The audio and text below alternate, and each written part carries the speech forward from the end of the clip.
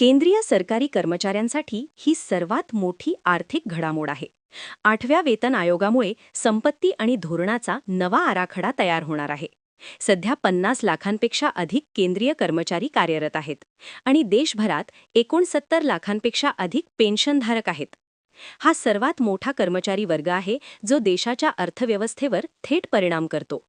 या आयोगाचे अध्यक्ष माजी सर्वोच्च न्यायालय न्यायाधीश न्यायमूर्ती रंजना प्रकाश देसाई आहेत. नोव्हेंबर 2025 मध्ये अधिकृत अधिसूचना जारी झाली आहे. 9 जानेवारी 2026 पासून आयोग लागू मानला जाईल आणि मे 2027 पर्यंत अहवाल सादर करण्याचं लक्ष्य आहे. केंद्रीय कर्मचाऱ्यांना वेतन आयोगाच्या शिफारसींनुसार थेट आणि समान लाभ मिळतील, कारण ते संपूर्णपणे सरकारच्या तिजोरीवर आधारित आहेत.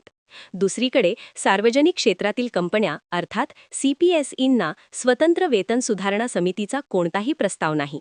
त्यांच्या सवलती आणि पगारवाढ पूर्णपणे कंपनीच्या आर्थिक स्थिती आणि नफ्यावर अवलंबून आहेत. कंपन्यांना स्वतःचे निर्णय घेण्यासाठी पूर्ण स्वायत्तता आहे. फिटमेंट फॅक्टर म्हणजे जुन्या मूळ वेतनाला ज्या संख्येने गुणून नवीन पगार निश्चित केला जातो तो फॅक्टर. 7व्या वेतन आयोगात तो 2.57 होता.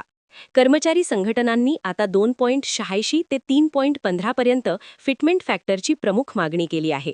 उदाहरणार्थ, पे मॅट्रिक्स लेव्हल 7 मध्ये सध्याचे मूळ वेतन 44,900 रुपये असेल तर 2.86 फॅक्टरने गुणल्यास नवीन अंदाजित मूळ वेतन 1,28,415 रुपये होईल. हा केवळ अंदाज आहे आणि अंतिम आकडा सरकारच्या निर्णयावर अवलंबून राहील. सर्वाधिक फायदा ग्रुप C म्हणजे तळागाळातील कर्मचाऱ्यांना होईल, कारण त्यांच्या वेतनात सर्वाधिक टक्केवारीने वाढ अपेक्षित आहे. मूळ वेतन वाढल्यास घरभाडे भत्ता HRA आणि प्रवास भत्ता TA देखील वाढतील. परिणामी इन हँड पगारात लक्षणीय मोठी वाढ होईल. एरियरचा मोठा आर्थिक फायदा देखील कर्मचाऱ्यांना मिळणार आहे. आयोग 1 जानेवारी 2026 पासून लागू होईल, पण अहवाल मे 2027 मध्ये सादर होईल.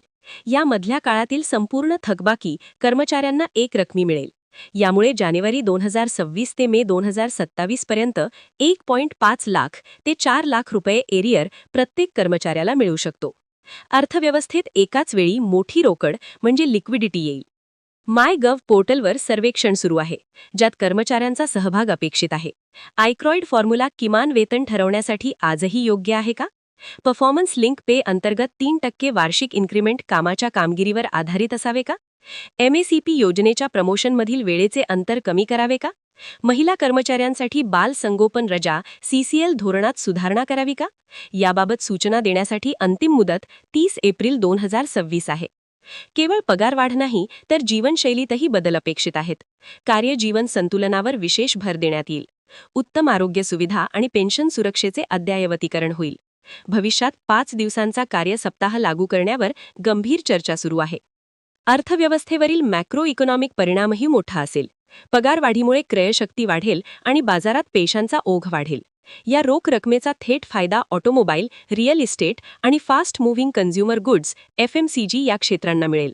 8वा वेतन आयोग म्हणजे देशाच्या अर्थव्यवस्थेला मिळणारी मोठी चालना आहे. एकूणच लाखो लोकांसाठी हा आशेचा किरण आहे.